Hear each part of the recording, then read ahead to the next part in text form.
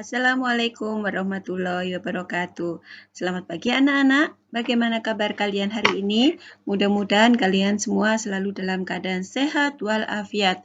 Amin. Jangan lupa sebelum kalian belajar selalu berdoa. Kali ini kita ketemu lagi dalam tematik 5, tema 2, subtema 2 dengan muatan IPA. Kita akan belajar KD 3.2 menjelaskan organ pernapasan dan fungsinya pada hewan dan manusia, serta cara memelihara kesehatan organ pernapasan manusia. Kita mulai dari bab yang akan kita pelajari yaitu pertama, faktor yang dapat menyebabkan penyakit pernapasan. 2. Penyakit pada sistem pernapasan. Faktor-faktor yang dapat menyebabkan penyakit pernapasan adalah yang pertama, pencemaran udara. Pencemaran udara disebabkan oleh debu dan asap yang dapat mengganggu saluran pernapasan. 2. Merokok. Merokok dapat mengganggu tenggorokan, mengganggu saluran pernapasan, hilangnya nafsu makan, rasa mual, sesak napas, dan ketidakteraturan detak jantung, serta kemungkinan terkena kanker paru-paru.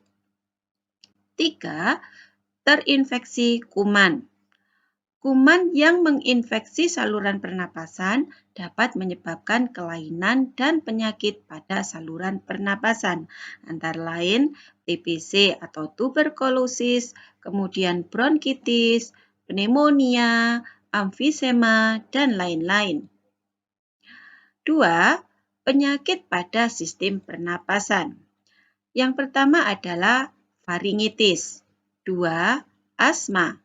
3. Influenza. 4. Emfisema. 5. Bronkitis. 6. Asbestosis. 7. Sinusitis. 8. TBC. 9. Pneumonia. 10. Difteri. 11. rinitis. 12. ISPA. Kita awali dari faringitis. Faringitis atau radang tenggorokan adalah radang pada faring karena infeksi sehingga nyeri saat menelan dan kerongkongan terasa kering. Gangguan ini disebabkan oleh infeksi bakteri Streptococcus pharyngitis atau virus. Peradangan juga dapat terjadi karena terlalu banyak merokok. Nah, ini adalah gambar orang yang terkena faringitis akut, sedangkan ini faringitis kronis ya. Jadi faringnya mengalami peradangan. Yang kedua adalah asma.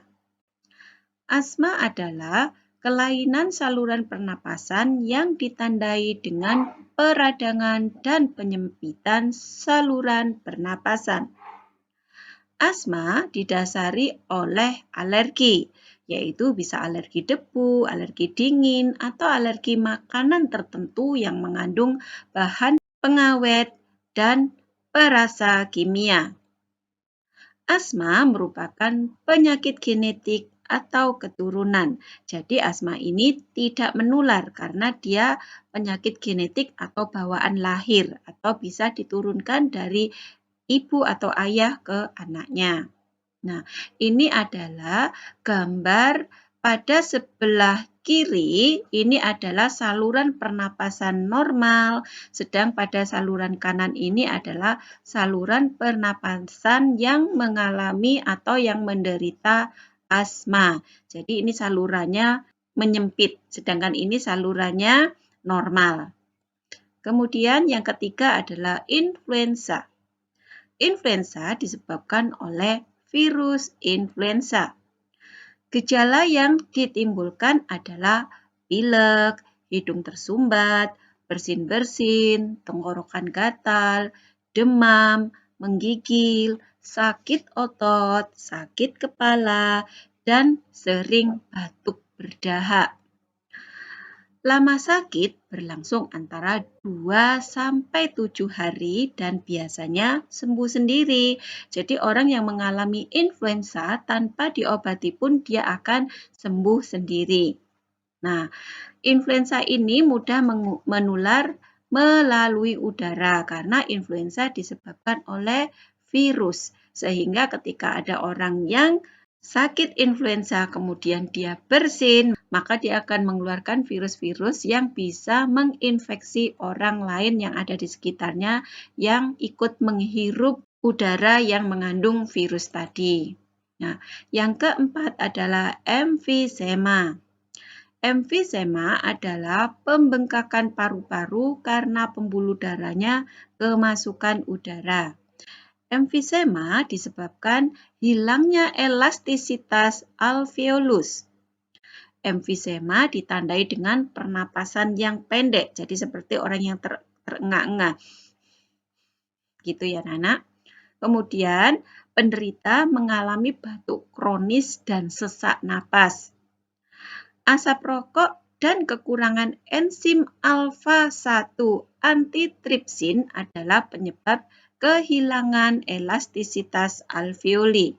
Nah, ini adalah gambar alveoli yang normal atau yang sehat, sedangkan yang di sebelah kanan ini adalah gambar alveoli yang terserang emfisema.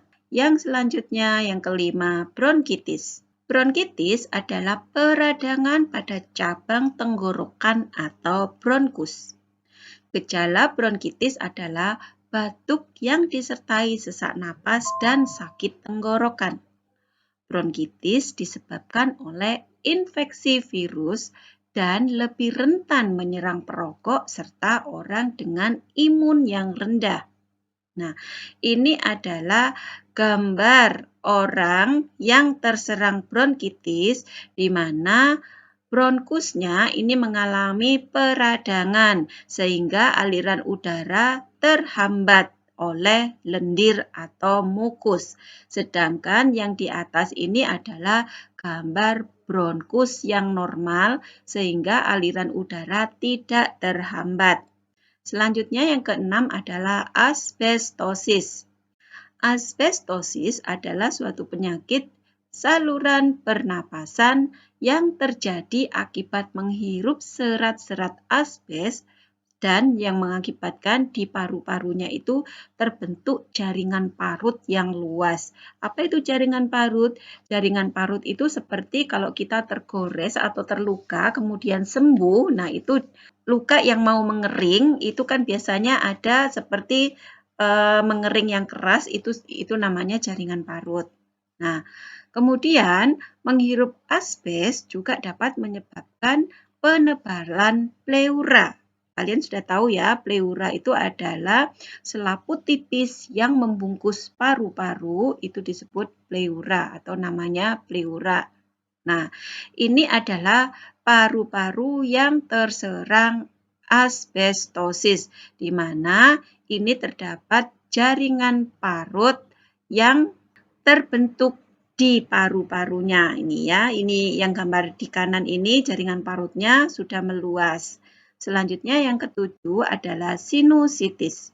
Sinusitis merupakan penyakit peradangan pada bagian atas rongga hidung atau sinus paranasalis. Penyakit sinusitis disebabkan oleh infeksi bakteri, jamur, virus, menurunnya kekebalan tubuh atau imun, flu, stres, kecanduan rokok, dan infeksi pada gigi. Nah, pada sebelah kiri ini adalah kondisi yang normal, sedangkan pada sebelah kanan ini adalah kondisi di mana sinusitis menyerang rongga hidung atau sinus paranasalis. Di sini ya, peradangan pada dinding sinus ini. Kemudian bawahnya ini adalah saluran keluar sinus tersumbat. Dan yang di bawah ini adalah lendir yang berlebihan di dalam sinus. Yang kedelapan, TBC. TBC atau tuberkulosis adalah penyakit yang disebabkan oleh infeksi kuman Mycobacterium tuberculosis yang bersifat sistemik, yang dapat bermanifestasi pada hampir semua organ tubuh dengan lokasi terbanyak di paru-paru yang biasanya merupakan lokasi infeksi primer. Jadi TBC ini dapat menyerang organ lain. Bakteri ini menyerang paru-paru sehingga pada bagian dalam alveolus terdapat bintil-bintil yang menyebabkan difusi oksigen. Nah, ini pada sebelah kanan ini adalah gambar paru-paru yang normal. Sedangkan pada gambar sebelah kiri ini adalah paru-paru yang terserang TBC. Selanjutnya yang kesembilan adalah pneumonia.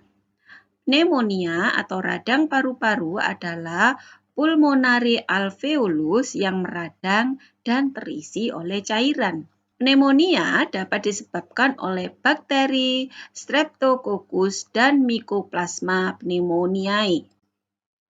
Pneumonia juga dapat disebabkan oleh virus, jamur, atau pasilan atau parasit. Kemudian bisa disebabkan oleh kanker paru-paru atau kelebihan minum alkohol. Nah, ini adalah yang di atas gambar alveolus yang normal. Ini bronchiolus dan yang seperti gambar anggur ini adalah alveolusnya. Jadi bronchiolus dan alveolusnya normal. Sedangkan gambar yang di bawah ini adalah kondisi paru-paru yang terserang pneumonia, sehingga alveolusnya mengalami peradangan yang menyebabkan cairan atau nanah bertumpuk atau tertumpuk pada alveolus. Selanjutnya, difteri. Difteri adalah infeksi bakteri pada hidung dan tenggorokan. Difteri ditandai dengan munculnya selaput abu-abu yang melapisi tenggorokan dan amandel. Difteri disebabkan oleh bakteri Corynebacterium diphtheria yang dapat menyebar dari orang ke orang. Jadi difteri ini menular karena bisa menyebar dari orang ke orang. Pada tingkat lanjut, penderitanya dapat mengalami kerusakan selaput jantung, demam, lumpuh, dan bahkan kematian. Difteri dapat dicegah dengan imunisasi DPT. Nah, makanya kalian semua dulu waktu kecil dan bahkan ketika kalian di kelas 2 atau kelas 1 dulu ya, itu pernah juga mendapat imunisasi DPT. Dan waktu kalian masih bayi juga sudah mendapatkan imunisasi DPT. Nah, ini adalah kondisi mulut yang terserang difteri, di mana selaput abu-abu ini melapisi tenggorokan dan amandelnya ya. Ini amandelnya, ini tenggorokannya di dalam situ juga terlapisi oleh selaput abu-abu. Kemudian yang ke-11 adalah rinitis. Rinitis adalah peradangan pada rongga hidung sehingga bengkak dan banyak mengeluarkan lendir. Gejala yang timbul antara lain bersin-bersin, hidung gatal, hidung tersumbat, dan berair atau ingus encer. Rinitis disebabkan oleh alergi. Nah, ini adalah kondisi hidung yang normal, sedangkan yang sebelah kanan ini adalah kondisi hidung yang terserang rinitis. Nah, biasanya mata penderitanya itu berair, kemudian hidungnya memproduksi banyak cairan. Biasanya rinitis ini disebabkan oleh alergi. Selanjutnya, 12 ISPA. ISPA atau infeksi saluran pernapasan atas adalah penyakit yang menyerang sistem pernapasan bagian atas, yaitu hidung, laring atau tekak, dan tenggorokan, kadang sampai ke gelembung paru-paru. Penyakit ini sering dijumpai pada masa peralihan cuaca.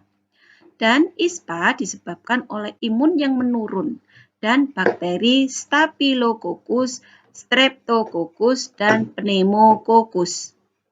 Gejala ISPA adalah batuk, suara serak, hidung berlendir, dan demam. Nah, ini adalah kondisi saluran pernapasan yang mengalami ISPA, di mana hidung, faring, sampai laring ini terserang oleh infeksi saluran pernapasan atas. Nah, sekarang tugas buat kalian menggambar alat pernapasan manusia yang menunjukkan rongga hidung, faring, laring, trakea, bronkus, bronkiolus, dan alveolus. Gambarnya tidak harus bagus, yang penting setiap bagian-bagian alat pernapasan ini ditunjukkan dengan benar. Misalnya contoh gambarnya seperti ini. Nah, ini alat pernapasan manusia. Nah, di sini ada rongga hidung. Ini bawahnya rongga mulut. Kemudian setelah rongga hidung, di sini ada faring, bawahnya ada laring, kemudian di sini ada trakea. Setelah itu yang bercabang dua ini adalah bronkus. Nah, setelah bronkus ada cabang-cabang kecil, yaitu yang bernama bronkiolus, dan di setiap ujung-ujung bronkiolus adalah alveolus. Ini adalah paru-paru sebelah kanan, sedangkan ini adalah paru-paru sebelah kiri. Ini paru-paru sebelah kiri ini bukan kosong ya, tetapi tidak digambar dalamnya, karena teacher hanya menggambar dalamnya yang sebelah kanan saja. Begitu ya anak-anak. Selamat mengerjakan tugas, kerjakan tugasnya dengan baik. Kemudian tugas ini silakan digambar di buku tulis, kemudian difoto, dikirimkan ke WA Teacher TK. Semangat belajar, tetap jaga kesehatan, jaga kebersihan, semangat beribadah di rumah, semangat membantu orang tua di rumah. Dan wassalamualaikum warahmatullahi wabarakatuh.